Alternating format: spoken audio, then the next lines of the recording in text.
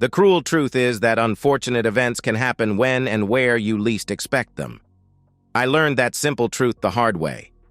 I thought that I, Alexander Eriksson, a 43-year-old Scandinavian guy, had a perfect life with 2 great kids, a beautiful, loving wife, good health, a nice home, a good job, helpful parents, many friends, and an economy on a fair level.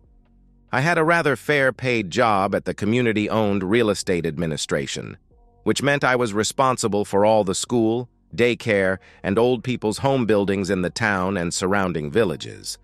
Therefore, the shock hit me hard as hell when I found out that something must be wrong in my current relation with my wife, Lisa. My nightmare began on an average Thursday evening when I was cleaning the new hobby room in my basement. I got the hobby room after replacing the oil burner and 3,000-liter oil tank with a simple connection to the municipal central system, which only needed a small box on the wall. I had painted the whole room and laid a new floor. I had packed all the junk in different garbage bags for transport to the recycling station when I needed a small bag for some plastic jars and bottles. I went up to the kitchen and took a grocery bag from the cupboard where we kept used bags. Those plastic bags are perfect for such use. Nothing strange with that bag I had taken. It had the usual big, colorful logo from the supermarket chain where we did our shopping. But when I laid the first item in it, I noted a receipt on the bottom of the bag. I can't to this very day explain why I took up that receipt because I never cared what we paid for groceries. However, it was now that everything went wrong, because I noted that the receipt was from a supermarket in a town 35 kilometers from our hometown, and my wife Lisa had done the shopping at a date and a time when she ought to been at work. Lisa had no duties out of town at her work as a bank teller, and if she had done such an unusual thing, she would have told me because she always told me a lot of gossip about what happened at the bank where she worked. Of course, I could have asked her at once, but I didn't expect to get the truth. So, I decided to find out the real truth in other ways, though I got a strange feeling that I might not like the answer. Lisa is a gorgeous, tall, blonde, Nordic beauty, mother of 2 children, and she looks much younger than her 39 years. I was a rather average guy when I met Lisa at a dance. I was neither rich, nor a famous sports star, not even a tough guy who had done army service in some special unit. I had seen Lisa before and even danced with her, but I had never before made any serious attempts to get any close relation with her. This evening was different. I don't know why I found her so overwhelming that evening, and I held her closer and praised her hair, dress, and perfume, but didn't expect any results of such simple courting, especially not when she was surrounded by many attractive guys during the whole evening. Therefore, I was happy to get a second dance with her, which was a slow tune. I was both surprised and proud when Lisa pulled me tight, whispering in my ear, "Save the last dance for me." Of course I did it. After that memorable last dance, she came with me to my apartment where we, after some tender necking, ended up naked in my bed and, after some further necking, she was ready for the deed. Then she began to cry and said that she was very happy because it was almost a year since any of her lovers had brought her to such heights as I had done. We continued to date, and our intimacy got better every time we did it. Soon, both of us were madly in love. Our wedding was 2 years later, when she was 25 and I was 29. Our kids, Linda and Lucas, came 3 and 5 years after the wedding. Both Lisa and I had broken relations and several partners before we got together, which we regarded as an advantage because it had taught both of us that the grass isn't greener on the other side of the fence. Lisa never denied that she got many advances when she was out with her girl gang, and sometimes even when she and I were out. But I had never doubted her when she told me that it was rather annoying to be the target for horny men, and that she was happy with me and our intimacy was great for her. The question was, why in the hell had she been in the next town during her working time? I really hoped to get an innocent reply, but the bad feelings remained. Lisa's best friend, Anna Granlund, was living in their native village about 15 kilometers outside the town. Due to technical reasons, a cell phone provider other than ours had the best connection in that village, so the people there preferred to use that provider's net. Lisa's and Anna's long calls would be expensive with roaming between two different cell phone providers, so they preferred to use the wired phone with a low monthly flat rate and nothing extra paid for used time. Though I felt like a jerk for doing it, I decided to set up a simple trap for Lisa. On Saturday, when she got her hair done for a party we were invited to later that evening, I bought an electronic phone recording unit, installed it in my home office in the basement, and tested it. On Monday evening, I activated my trap by telling Lisa, "A guy at my job told me a very funny thing today. He said he had seen a real look-alike to you in the next town last week. She looked almost like your twin sister," he said. "Have you heard about her before?" I noted a split second of worry on her face when she replied, "No, but it would be nice to see and know her." Lisa usually got home 1 hour before me, and if Anna, who worked as a nurse, happened to be at home, then they used to have a long chat on the phone. Tuesday after work, I pretended to have some work to do at home, which happened now and then, and went to my home office to listen to the recorder. After some uninteresting mumbo-jumbo, Lisa went straight to the point. "Alexander almost scared me yesterday when he told me about some guy who had seen me in the next town and thought that I was Lisa's look-alike, just like a twin sister." Anna: "Oh my God, what did you say?" Lisa: "It would be fun to see her." Anna: "You dared to do that? Did he even mention your twin sister's husband?" Lisa: "No, but I must be much more careful the next time. Maybe have a wig or something like that. You have an old black wig, haven't you?" Anna: "Yes, I have. We can begin to use that. By the way, have you booked any next time yet?" Lisa: "We're looking forward to next week, but it depends if Douglas can be off from his work after lunch that day. He is very busy, you know. How about you? You have the nest booked tomorrow, haven't you?" Anna: "Yes, I have, and I'm really looking forward to it." Lisa: "What silly woman we are." Anna: "Yes, we are indeed." Lisa: "But why should we say no thanks to some exciting bonus intimacy as long as we don't hurt our husbands?" Anna: "Even they'll get what they need, don't you agree?" Lisa did, and thereafter they began to talk about Lisa's big 40-year party that I had promised to organize as a kind of surprise party for her. I would have preferred to have taken a hard hit with a baseball bat than listen to that phone call, which without any doubt meant serious problems for all of us in my family. It would be worse for our innocent children, who probably would be living in some kind of shared custody in the future. When I got over the shock, I decided that her big party would be quite different from what she expected. One thing was for sure. Both Lisa and Anna had lovers whom they had intimacy with in some kind of nest in the next town.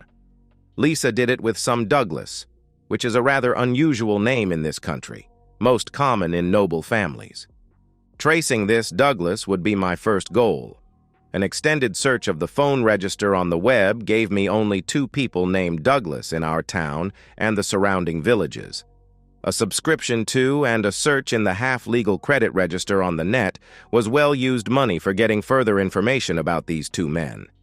It told me that one of them was a 67-year-old retired school teacher, and I regarded him to be out of question as a lover for Lisa. The other one, a Douglas Lindbergh, was much more interesting. He was a 34-year-old technical engineer, married, and had 2 children. My only doubt about this guy was that I also found a 31-year-old Douglas in the next town. My next step was writing a letter to Anna's husband, Robin. "Dear Robin, you ought to know what many of your friends and acquaintances already know, that Anna is cheating on you with a lover boy. Your faithful friends." Lisa immediately saw that something was wrong with me when I got into the kitchen. I told her that I didn't feel well and intended to take a walk to get some fresh air. I went out and mailed the letter to Robin. He would read it about the same time as Anna got back home, new from her date in the next town. During my walk to the mailbox, I was thinking about Anna and Lisa's love nest, And after some time, I remembered that some years ago, one of Anna's friends had met a guy from the next town and moved together with him there. That was a clue to follow because I had a slight memory that her name was something like Helene, Helena, or Helen. The next day, I canceled my booking of the inn where I had intended to have Lisa's big birthday party. I even canceled my booking of the popular dance band that was expected to play at the party. I took a long lunch break and went home, looked in Lisa's albums, and found several pictures of the girl who had left for the next town. Her full name, Helene Silverstein, was written under one of the pictures.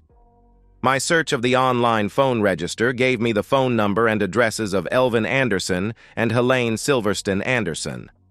I looked forward to hearing if Anna had told Lisa some gossip about the date with her lover, and if Robin had asked her any questions about the news he got in my letter.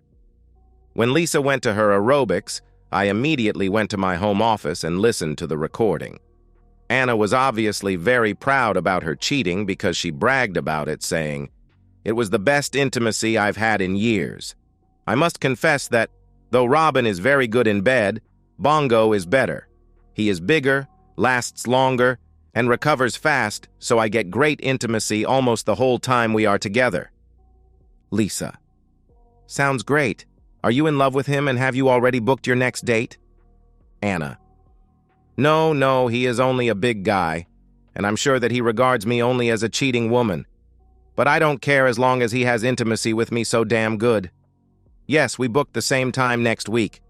I need that great guy every week. It's an intensive desire for me." Lisa: "Please be careful when you are doing it so often. I'm still a bit scared about the look-alike story Alexander told me about, and I have begun to have a strange feeling that he suspects something. He is so different since he asked about that look-alike. Sometimes I even suspect that he knows it was I, myself, who was there." Anna: "I promise to dump Bongo when I get enough of him. What about Alexander and you? Are you two still doing it as usual?" Lisa: "No, we haven't done it in a long time. Not since before my period. We had no intimacy the last weekend, and I've got a feeling that Alexander was avoiding me. The truth is that I haven't had any intimacy since I did it with Douglas last Tuesday." Anna: "Men can act that way sometimes, but be careful and pretend to be his loving wife even when you are dreaming about Douglas." "I don't need to pretend I am his loving wife," replied Lisa. Anna: "But he would kick your back and call you a cheating woman if he knew what you do with Douglas."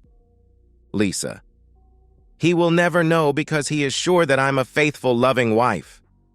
Both of them laughed at that comment, which I didn't find funny at all. There was no more about their cheating in that chat.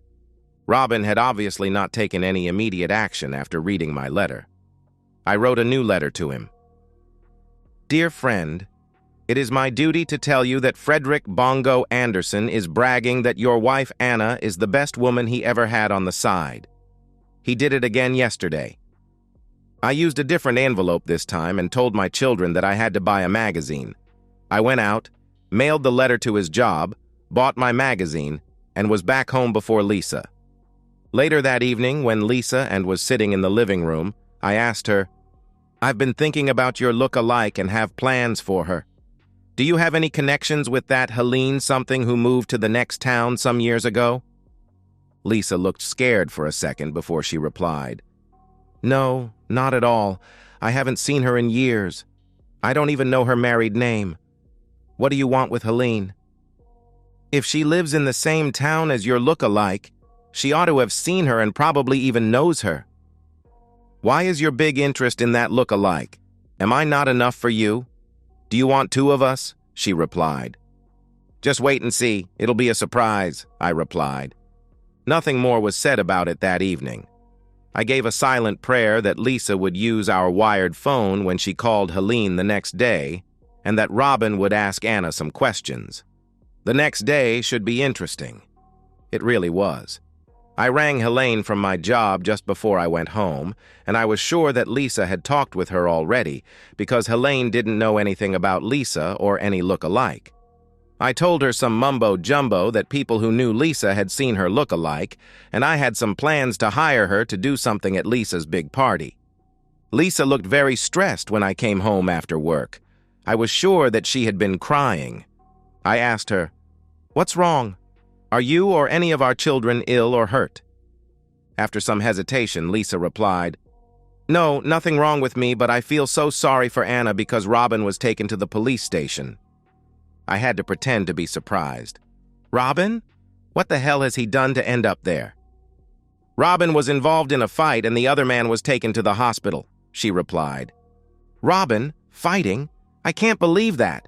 He must have a damn good reason to get involved in a fight. Why did he do that?" Once again, Lisa hesitated before she replied, "I really wish I knew. He's probably already out. A fighter is usually out after a few hours. Call Anna if you don't believe me." Lisa rang Anna, and though I didn't hear what Anna said, I understood that she was in a terrible mess. After Lisa hung up the phone, she decided to go there and try to comfort Anna. When Lisa had left, I went to my office and listened to my recordings. As expected, the first one was to Helene, and they agreed that Helene wouldn't know anything when I rang her. Then Lisa booked Anita's apartment for the Thursday next week. I didn't get any clue who Anita was, or why Helene let her friends use the apartment as a love nest. Then I listened to a call from Anna. She was very upset and shouted, "Oh my God, Robin was at Bongo's work and beat him so seriously that he was taken to the hospital in an ambulance. Robin was taken to the police station and kept there. He must have found out about Bongo's and my affair, and I'm sure that he will throw me out of the house. Oh, holy Lord, what shall I do?" "Calm down, for heaven's sake. Robin can't throw you out of the house. Don't you own half of it?" "No, I don't. It is in his name only," she replied. "It doesn't matter. You have a right to stay there even if Robin wants a divorce. He doesn't have any legal right to throw you out, at least not before the divorce is final after 6 months." "I'm sure he will. How in the hell could I have been so damn stupid that I had intimacy with that damn Bongo so often? We ought to have been much more discreet and careful." "He was good at that, and you enjoyed it very much, didn't you?" "Yes, I did, but I'll cut his balls off if he has been bragging about being with me. We forgot the golden rule for cheating. Never do it with people in your small hometown." "What shall we do? I've already booked the apartment for a date next Thursday," Lisa asked. "Go for it and have a memorable time and let him have that virgin back of yours he has been begging for. But let that date be the last time with him, at least for a while, until Robin stops raising hell about Bongo. You better put Douglas on a shelf and become Alexander's faithful wife again. I'm sure that Robin still loves me and will forgive me when he has calmed down after his shock. I love him very much and will obey all his conditions for saving the marriage. Bongo was a good guy, but I would never want to live together with him." The last call from Anna before Lisa went to see her didn't give much new information. Robin had rang Anna and told her that he would spend the night at his parents' house and expected Anna's cheating back to be out of his house the next day. Then Lisa rang me from Anna's home and asked me if Anna could stay in our spare room for a few days until she found something of her own. I demanded to know the reason why Robin threw her out of their house, and Lisa replied, "I don't know." "Ask her for heaven's sake." "Anna doesn't want to tell me," she replied. "In that case, she can stay where she is." "Do you refuse to help my best friend when she is in trouble?" she asked. "I do," I replied. "Wait a minute. I'll ask her again," she replied. Lisa came back after a minute of silence and said, "Robin found out that Anna had an affair and cheated on him." I replied, "What a shameless woman." My answer is still no. I will never accept any cheating woman in my home, never in hell. Lisa got angry and shouted, "It's my home too, and if Anna has to go to a hotel, then I'm going with her." "It is up to you," I replied. "You don't care if I do that?" she asked. "Not in this case.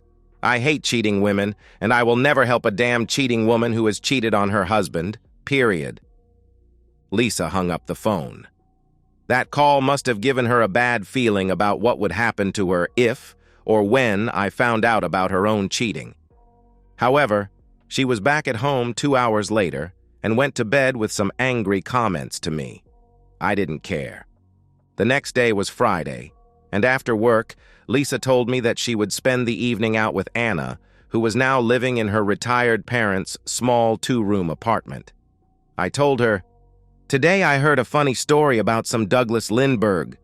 Have you heard about him?" Lisa looked afraid before she replied, "No, not as I can remember. What is he famous for?" "Being with cheating women. The gossip says that he's been out with a cheating woman who gave him gonorrhea and he gave it to his wife. He ought to know the old saying, cheating doesn't pay. Don't you think that your friend Anna might agree with that saying?" It was a pale Lisa who shouted at me, "You and your damn gossip! Don't you ever work in the town hall?" She left about 7:30 and didn't reply when I told her, "Have a pleasant evening." I didn't believe that either Lisa or Anna was in the right mood for a jolly good evening or any further cheating for the time being, and why should I care now that my marriage was beyond any chance to survive? Lisa was back home slightly after 12. I was in bed but hadn't fallen asleep. She didn't say much but gave me many strange looks, as if she expected me to say something important. She had obviously been in some kind of connection with Douglas during the evening, and as expected, he must have denied everything I had accused him of. It was just after my whole family had finished our breakfast on Saturday morning when the phone rang. I took it and got a real surprise because the caller introduced himself as Douglas Lindbergh and asked me, "Are you Alexander Erickson?" "Yes, I am, and I know very well who you are, Douglas Lindbergh." Our kids had left the kitchen, but Lisa turned ashen gray when she heard it was Douglas who was calling me. Douglas continued, "You are defaming me and my wife with false slander. I'm going to call my lawyer the first thing Monday morning. Why in the hell are you doing that to us?" "Because you, damn jerk, are being intimate with my wife. What you call slander was only a simple trap to have Lisa point out her lover. Now I know who you are, and you can be sure that you will pay a high price for what you have done." "You can't be sane," he replied. "It doesn't matter what I am." "Do you have a spare room for Lisa in your house?" I asked. Douglas preferred to hang up instead of trying to solve Lisa's problems. Lisa was crying loudly and rushed to our bedroom. I had seen that Douglas had called me from his cell phone, so I dialed his home phone, and a female voice replied, "Annalie Lindbergh." "Good morning, Annalie.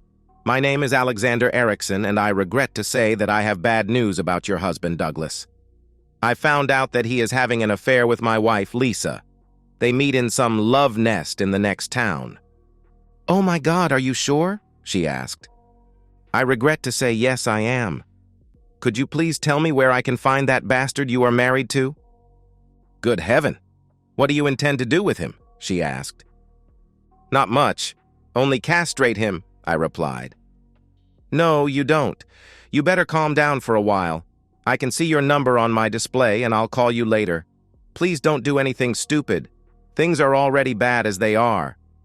We ended the call, but the phone rang again a few minutes later. This time it was Lisa's mom who wanted to know about my plans for Lisa's birthday party. I told her the truth. "I don't have any plans for Lisa's party." "You don't have any plans?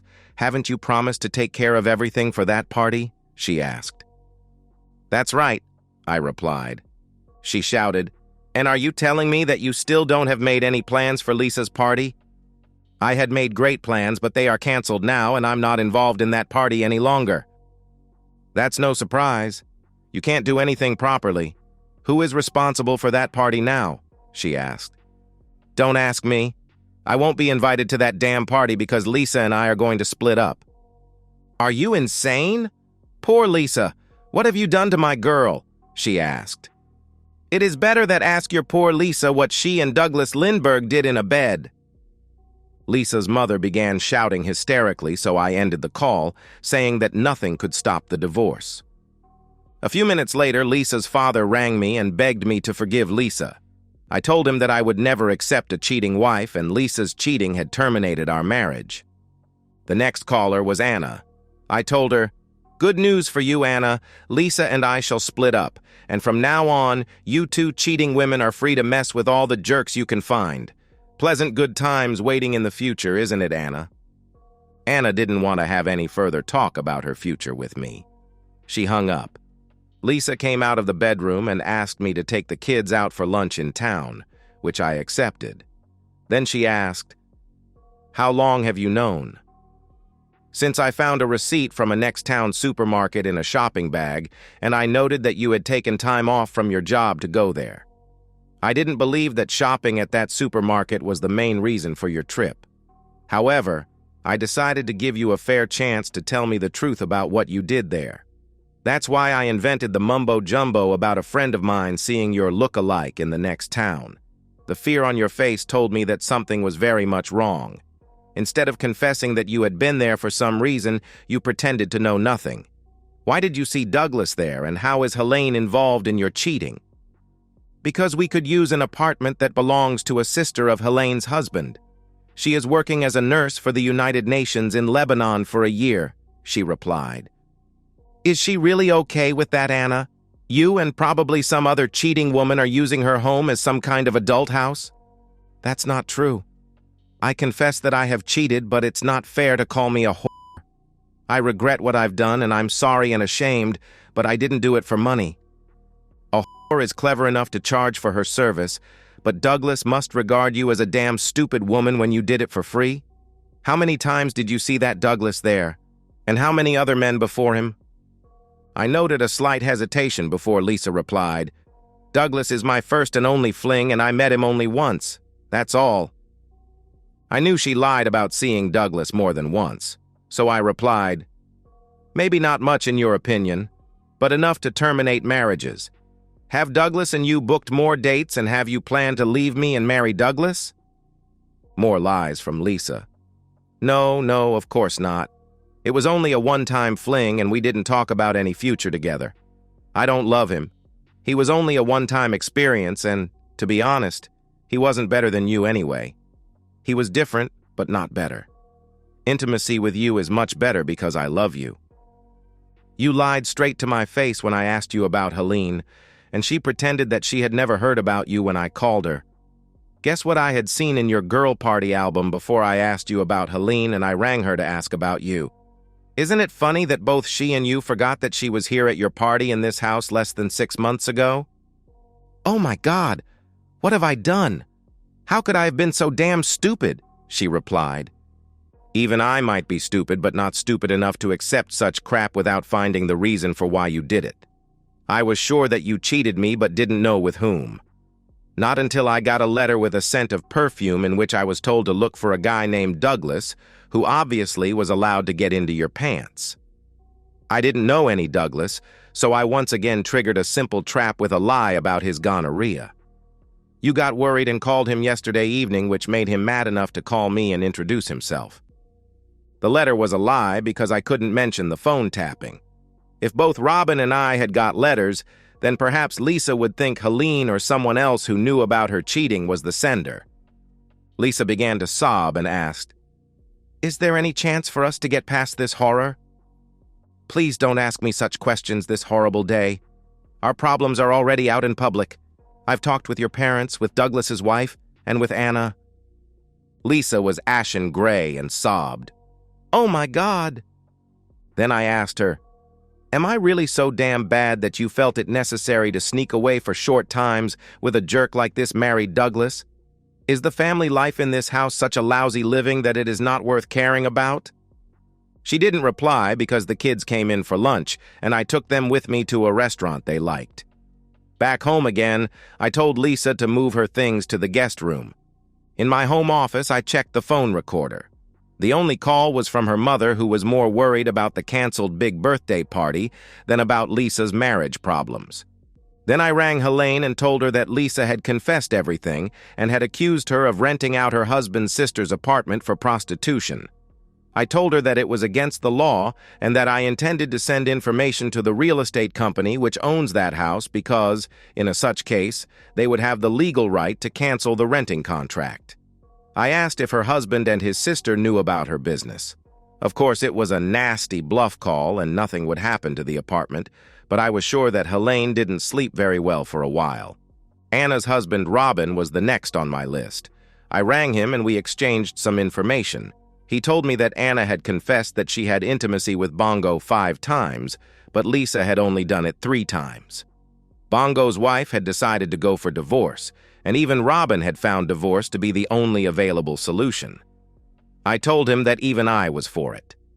Lisa packed an overnight bag and said that she would spend the rest of the weekend at her parents' house and comfort Anna, who was in a terrible mess. I didn't care what she did. Annalie Lindbergh rang me on Sunday morning and told me that she and Douglas had a serious talk about their future. Annalie had found out that Lisa wasn't his only cheating, which had made her decide to divorce him. After she told him her decision, he acted like a lunatic and destroyed an almost new 50-inch flat HD TV and some furniture. She said that by doing that, Douglas burned all his bridges, so it now was impossible to forgive him. Douglas had packed a suitcase and left the house. She didn't know where he was for the time being. I told her that I was also going for divorce and that Anna's husband, Robin, and Bongo's wife would do the same. Lisa didn't come home until Monday morning just before she went to her job. One of the girls at my job had a sister working at the same bank as Lisa.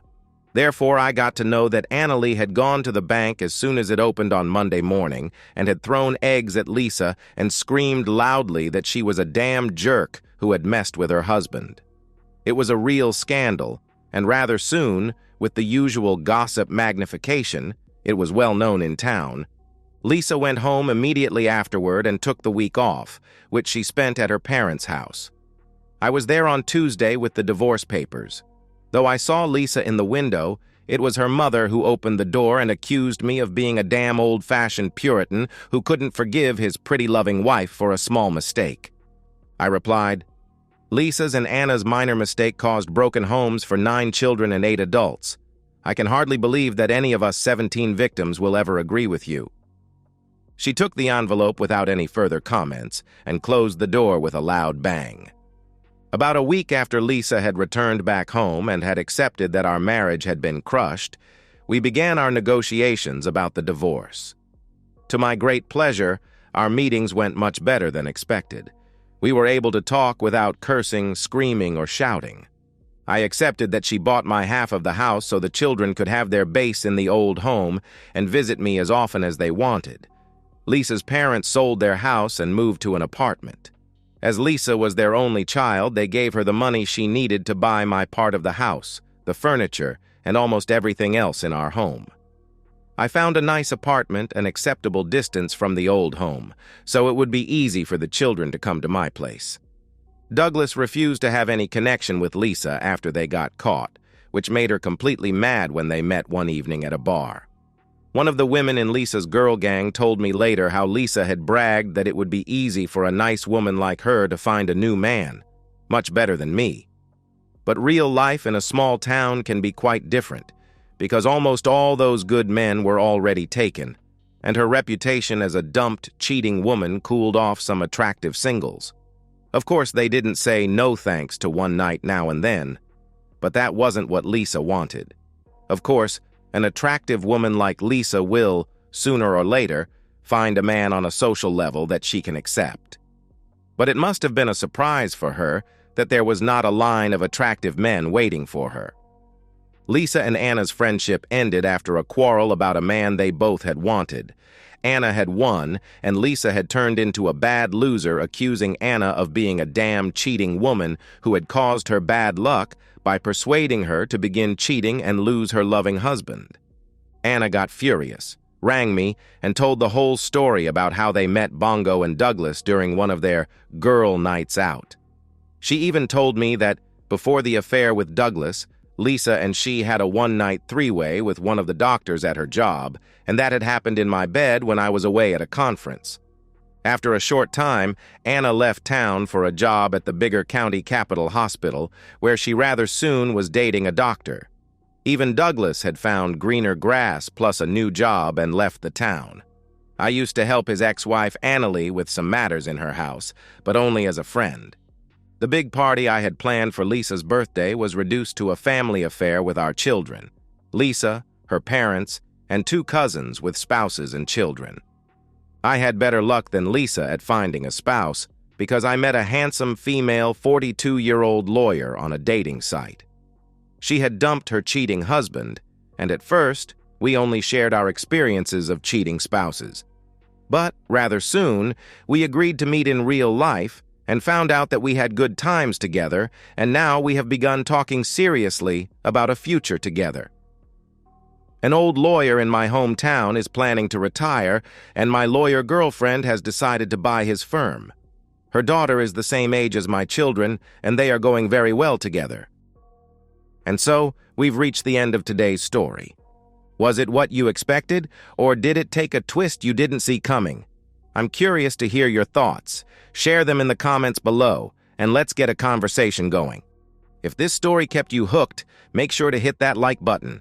And if you're new here or just haven't subscribed yet, now's the perfect time to join our community. I bring you fresh, captivating stories every day, so click that subscribe button and turn on notifications so you never miss out. Thanks for watching, and I'll see you in the next one.